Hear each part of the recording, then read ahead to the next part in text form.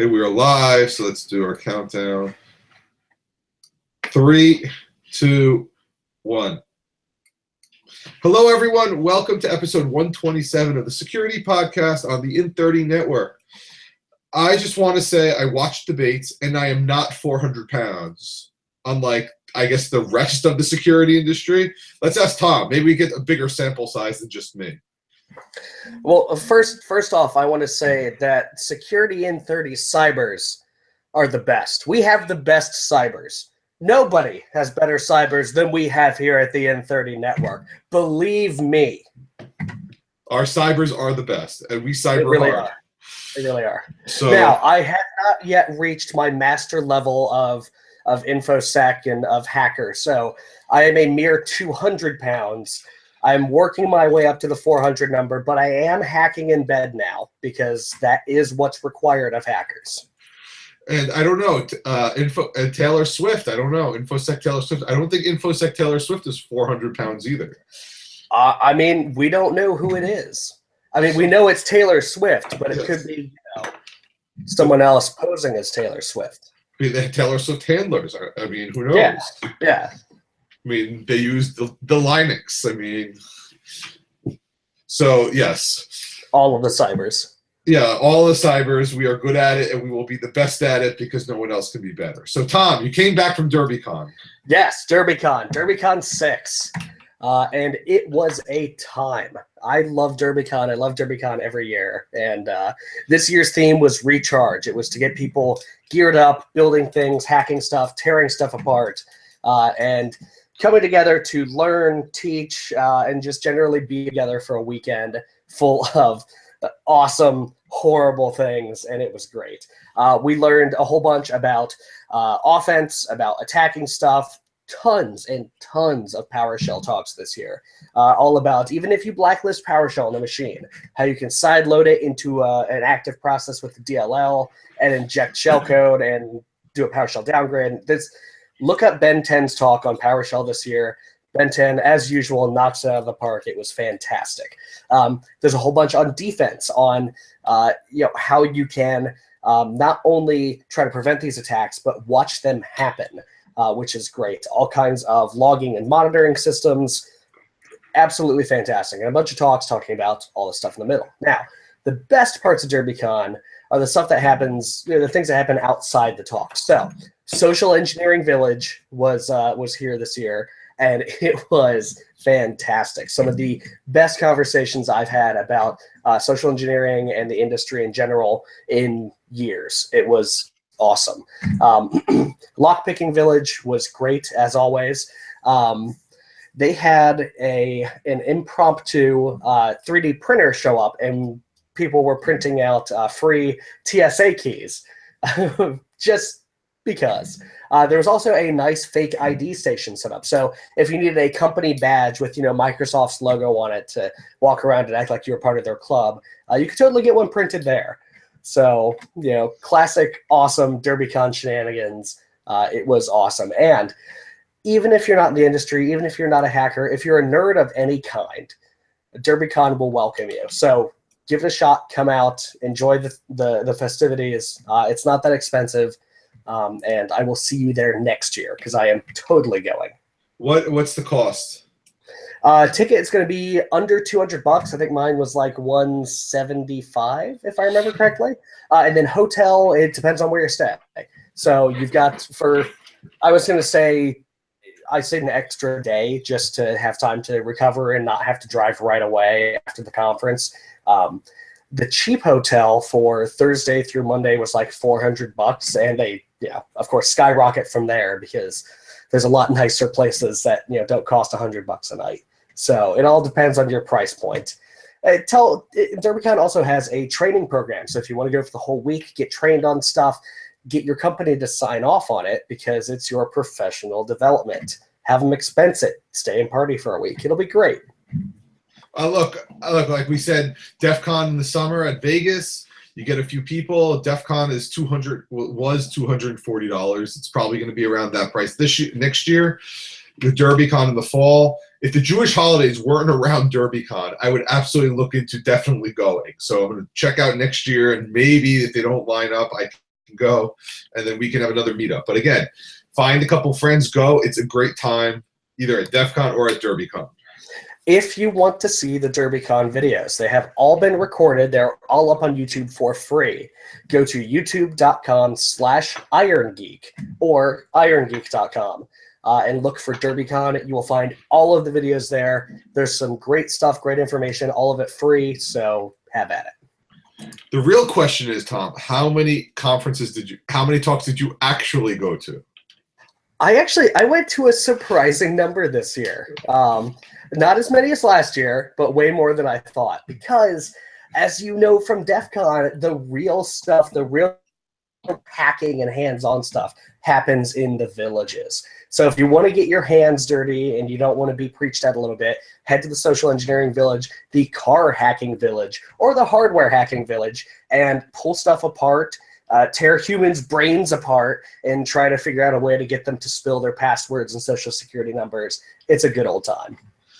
I really wish a social engineering village can record some of these calls, but because of the two-party recording or the one-party recording, it is very difficult. So those you actually, I know, need to be seen live. This year we had a polygraph, or they had a polygraph, I should say. And awesome. your job was to evade the polygraph, which was just fantastic.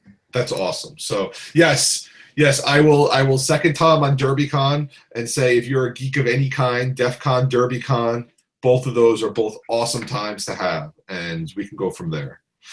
So I want to talk about, while we're on IoT and smart and DerbyCon and hacking, there was an article on Reddit where some guy hacks the smart deadbolt.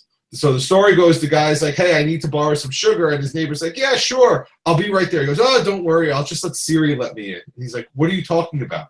And he screams, Siri, unlock the door, and the door just magically unlocks. And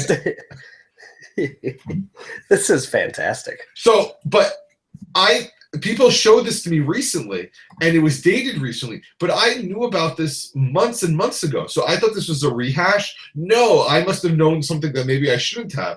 But I guess I was researching Echoes, Amazon Echoes, and smart locks, and somebody said the problem with the Echo is that it can't tell voices apart.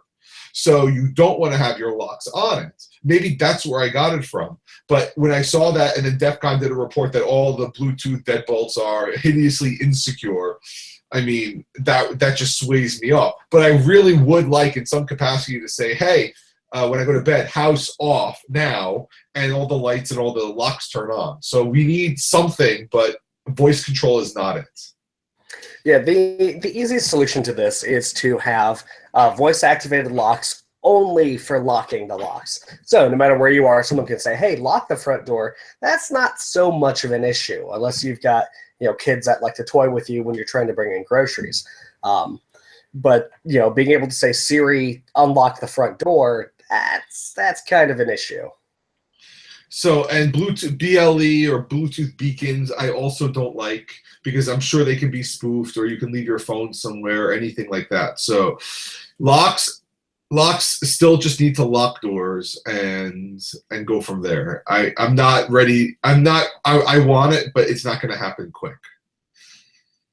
Yeah, give it a few years. Just like all Internet of Things, they're just way too new right now. Let's work out the kinks.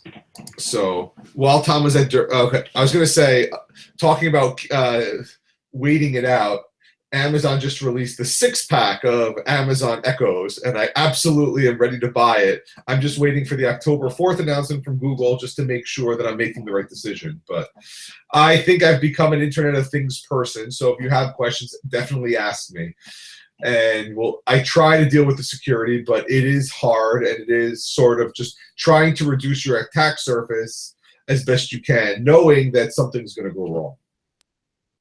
So, okay, so I wanted to talk about an Uber article that came out, I don't know, this happened last week, I think, basically Uber, in trying to be more safe, said we are going to now require drivers to take a selfie of themselves before they can start logging Uber rides or hours or something like this. And I said, this has to be the dumbest thing ever. I understand what they're doing, but they're doing nothing other than making you hold up an 8.5:11 picture of yourself or whoever you're trying to spoof and go from there.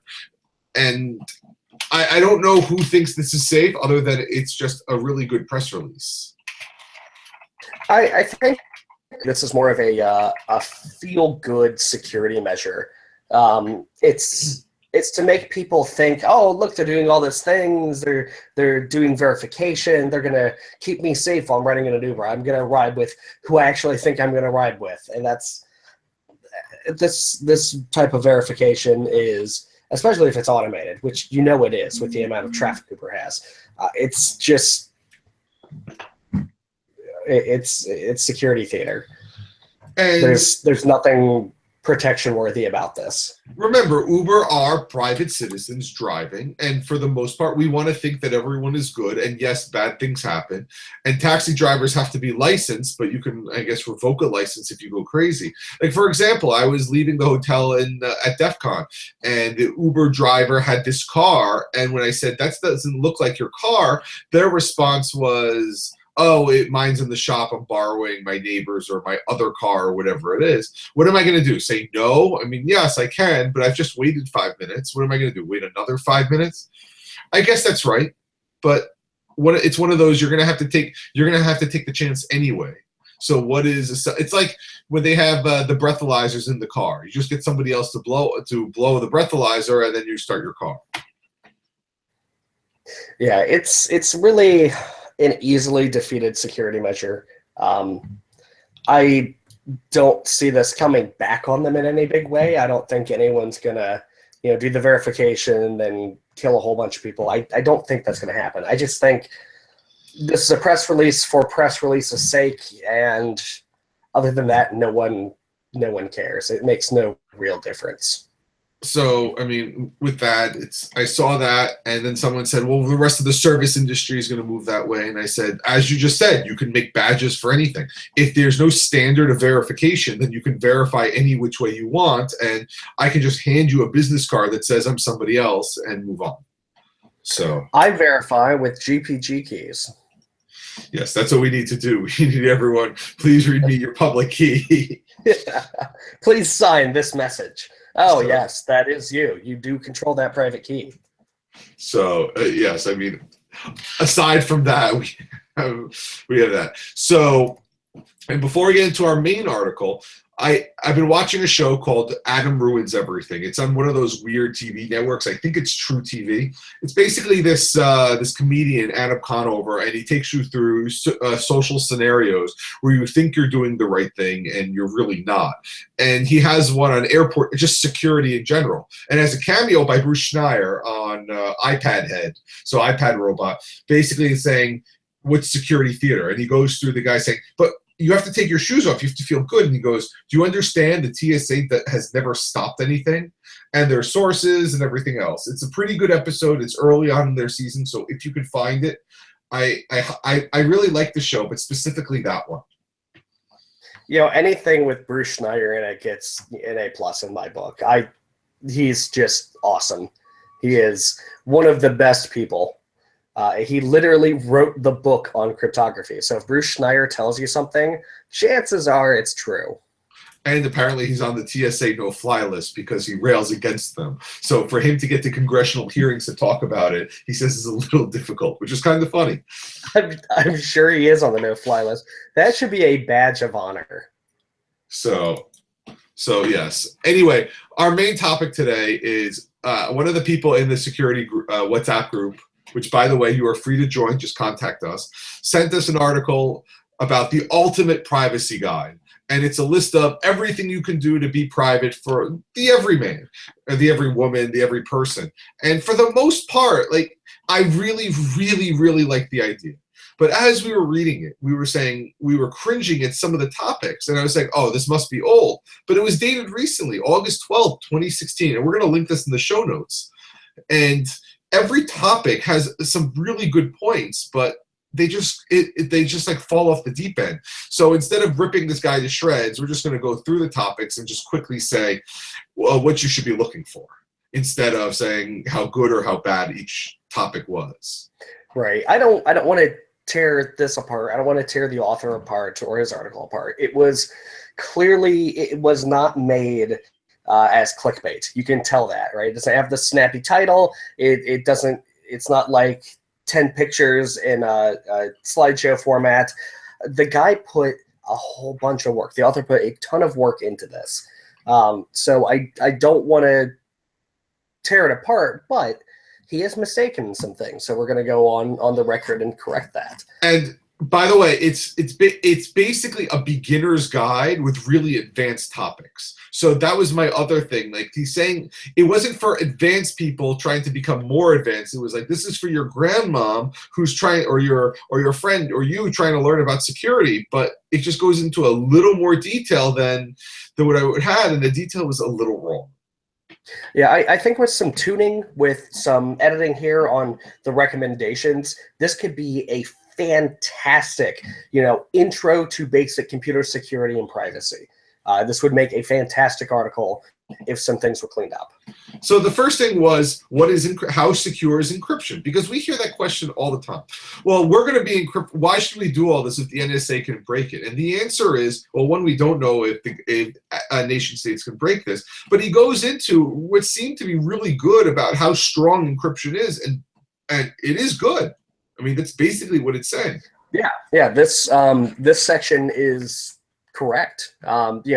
AES is the generally chosen cipher for most things. Now, you can get into the weeds and debate electronic code book, which isn't really used anymore because it's just not a good idea, versus cipher block chaining versus XTS mode. There's a bunch of in the weeds stuff that you can get into when you're talking about cryptography, because the devil is in the details. But as a general intro to encryption and security, yeah, this is great. AES 128, AES 256. He goes into why 256 is crazy strong, even compared to 128. It's a great, one-page introduction that you can hand to anyone. And you don't need more than one page. You just have to explain to people that two things. One, the math doesn't lie. And two, never take anything where they say we created our own. Never, ever roll your encryption. Yep. And he says both of those. So that's awesome. And then he goes into metadata and basically says sometimes it's not about the contents, it's the fact of who you're sending it to that's more important. And as I tell my students and everyone all the time, you can't just start being secure, because the second you just start being secure, you're throwing up a huge red flag. So even if you just want to hide the fact you're going to lunch at 12 o'clock to McDonald's, you might as well always be like that, so everyone can think you're always sending secure information. Right, and he gets this part correct as well. It's the NSA doesn't really care about content too much until they've targeted you, until they specifically said this individual, we're going to look at all of their content. They're really mass collecting metadata, which is as important, if not more important, than the actual contents of the data itself. I'm not going to downplay metadata, and that's something he does bring up, which is great. It's because people say, "Oh, my content is secure," but if you're giving the contents in the subject line, people are going to see that and who you're talking to. Remember, computers can do these pattern recognitions way faster than we can. The next topic was I talked about FOSS software, free and open source software. Right? Am I right, Tom? Yes, that is correct. Use FOSS. Not FOSS software. It's one of those redundant words, which is true. You always want to use something open source so people can see what you're doing and everyone can hammer on it so we can fix these security holes.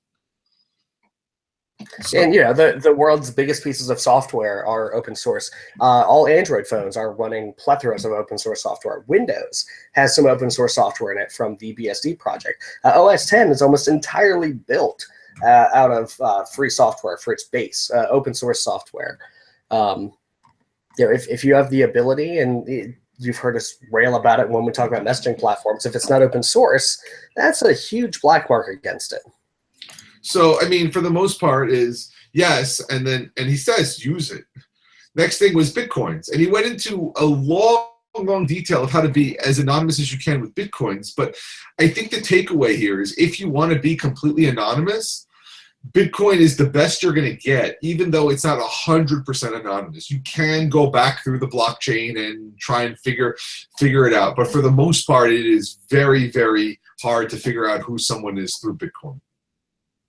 Yeah, it takes a whole lot of work to dig through that, but it has happened and it can happen. So, but again, it's not and he goes into a lot of detail about this, but the idea is if you're going to do something, use Bitcoin. I mean, and you're going to remember all your security things on Bitcoin, so you don't, and so to go through it is a different thing. Then we have anonymize your internet use. Okay, use VPNs, use Tors. All those are great. And he has articles about VPN and what Tor is. And Tom and I still argue over, do you Tor first and then VPN, or do you VPN and then Tor, or can you just use Tor, or can you just use a VPN?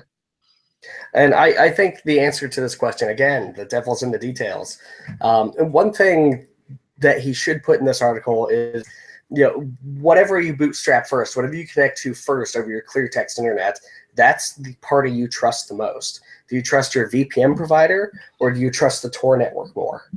And that's really the question. So for the most part, up to this point, he's been pretty good, and we do like it, and we want to tell people absolutely. And then now he goes into web tracking. So obviously we know that the internet tracks you. Everybody does it, and how they get stuff is through all these things. And he goes into browser fingerprints and HTML web storage and e-tags. All of this, like, you can try to stop, but it's the better thing to do is to, like I said, use a VPN, use Tor. You're not going to be able to fully stop all of these, or you're going to miss one of them, and then everything is just wide open. So I think it's just a whole lot of nothing in this part. Yeah, there's a lot of things in here that don't really do much of anything. So clearing DNS cache, okay, that's you can. I don't know why anyone would. So Flash cookies, yeah, you should worry about that, but really you should just uninstall Flash. Browser fingerprinting, there's not a whole lot you can do about that. You can turn off JavaScript, which will help.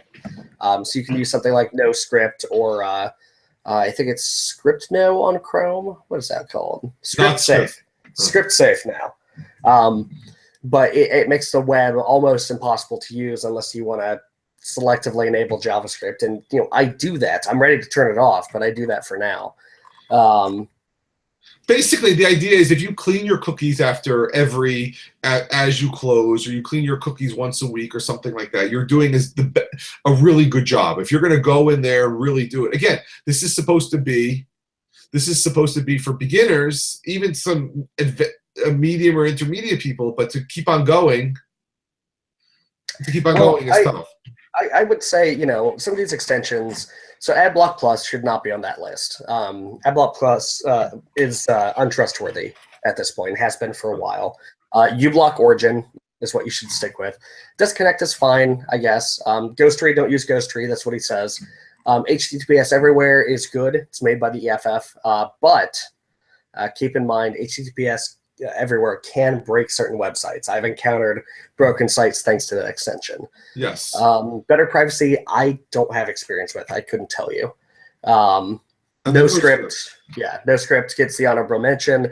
It is a major pain to use, but it works really well. I think, again, you're doing all of this. Like you said, I think the biggest takeaway is I would stay away from AdBlock Plus and go to uBlock Origin, because AdBlock Plus is now selling ads to whomever wants to pay them. HTTPS Everywhere is okay, but you can just type HTTPS. And I'm also a big proponent of not having too many extensions that repeat all this, because it does slow down your system, and they start fighting with each other at some point.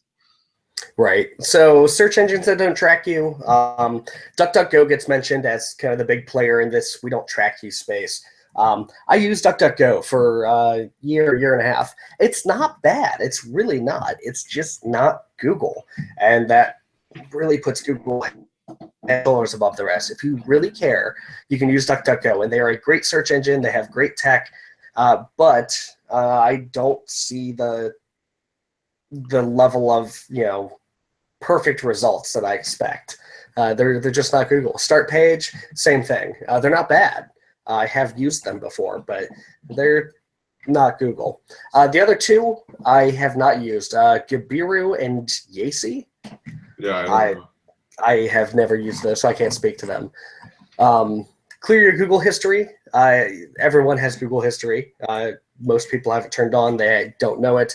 That's a good thing to point out. Now, somebody could argue, well, Google might not completely clear it, or they might just say it's deleted and not delete it. Yeah, they might, but if you're wrong, you're still compromised. If you're not wrong, you clear the data, which is great. And compromise is a strong word for that, right? We gave Google that data, but you have the option of clearing it here. So next thing is encrypted email, which we've talked about. Yeah, secure your email. I don't know if you're going to do PGP, then absolutely do PGP, but PGP is not the easiest thing in the world. And email was never meant to be encrypted. So they tried to figure this out around it. And he goes into a lot of it, and a lot of it's good stuff. So you can read it, but I just learn PGP. Don't deal with any of the extensions or anything else. Don't use any of the services. If you're going to go encrypted, just go encrypted with PGP. Yeah. It's easy enough to set up. You can find guides. Thunderbird, Mailvelope, those work great. If you need, he says Hushmail was the go-to service, but a backdoor was used by the owners to capture emails. So he does point out that you probably shouldn't use that. Hushmail is generally considered to be compromised today, so do not use them under any circumstances. Or maybe it was Proton Mail. There was one of them. But anyway, like I said, if you're going to go PGP, just do it the right way. So then he goes, you want to do encrypted VoIP. All these remember, Skype used to be end-to-end encrypted, and then the NSA stopped it. Anyway, all of these, they're his alternatives. It should just be Signal. Signal now is everything. It's all of them put together. Just use Signal. We've spoken about it. Then it was secure your text messages. Again, Signal. All of them are the same. If you want to use WhatsApp we said was good. Just make sure you use the Signal protocol before you do anything, and do not use Telegram. Yes, please stay away from Telegram. If you want something that's not Signal, let's say theoretically you're on an open source only phone that doesn't have the Google Cloud integration at all, but you want something to be able to communicate securely with your friends, not as secure as Signal, but still state-of-the-art security. You can use Chat Secure. It's open source. It's in the F-Droid market. You can go pull that, but it is a major pain to use. It definitely feels like something that was built 5 years ago, and that's not a good thing. Another point of contention, and I guess this is accurate, but in a beginner guide, I don't think it belongs here. Ditch the cell phone. No, no. I mean, I guess if I had just killed someone and I were hiding a body, I'd probably leave my phone at home. Granted, but in the event that I'm just going about my day-to-day life, I'm not going to ditch my cell phone and operate without technology. I'm just not going to. And then we go to secure your cloud storage. If you understand that your cloud storage you don't control, I think that's fair enough. I mean, and he does say encrypt your backups before, but again, that's hard to do, and it's cumbersome. Maybe it should have said, or we should talk about how not to put it in the cloud. Excuse me. So he then goes into encrypt your local files, folders, and drives with a. And it's odd because this was written so recently, but he's talking about TrueCrypt, which had been dead since June a couple years ago. While what he wrote here is accurate, that TrueCrypt did pull the plug under mysterious circumstances, and no one really knows entirely why. He points to Discryptor as kind of the thing that took over, and it didn't. If you want, the newest version of TrueCrypt, where TrueCrypt kind of left off and people ran with it, use Veracrypt. That's really the generally accepted TrueCrypt fork. You can use Lux on Windows or DMCrypt if you're, you can use Lux or DMCrypt on Linux. But really, if you're looking for something cross-platform that will work everywhere, use Veracrypt. And again, what I think it should have said is use your built-in computer's encryption, your full disk encryption, unless you have, unless you really want to go further down the rabbit hole, because again, BitLocker is quote unquote good enough, and same with I forgot the max name of it, file storage, FileVault, which I have. It does full disk and everything else. One thing that is wrong is BitTorrent Sync. BitTorrent Sync may be encrypted, but they won't release anything to anybody for them to look at, so we have no idea. He goes into antivirus and anti-malware like they're two different things.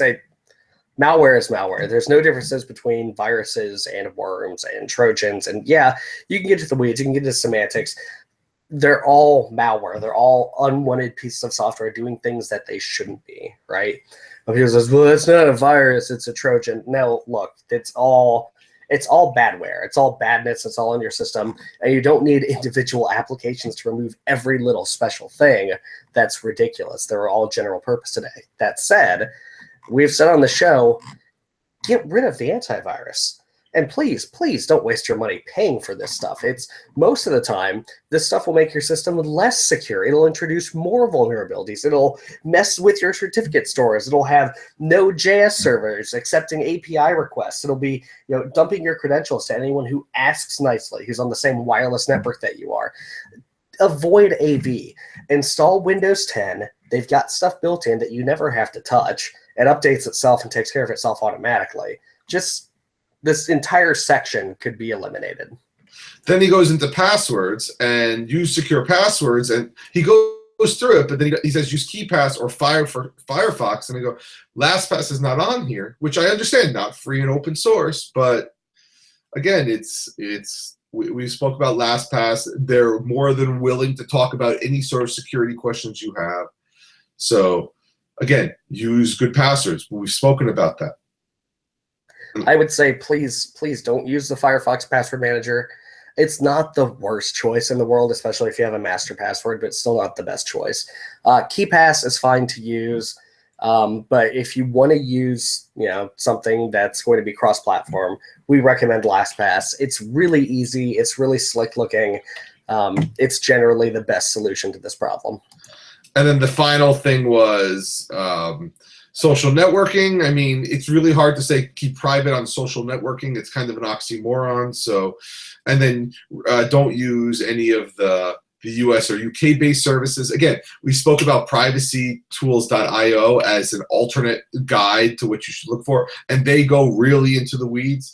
Overall, we'll put this article does a very good job, but like I said, we don't know if it's for beginners or for experts, because it's not really for beginners and it's not really for experts. And people in the middle, there's very few people sort of in the middle of this.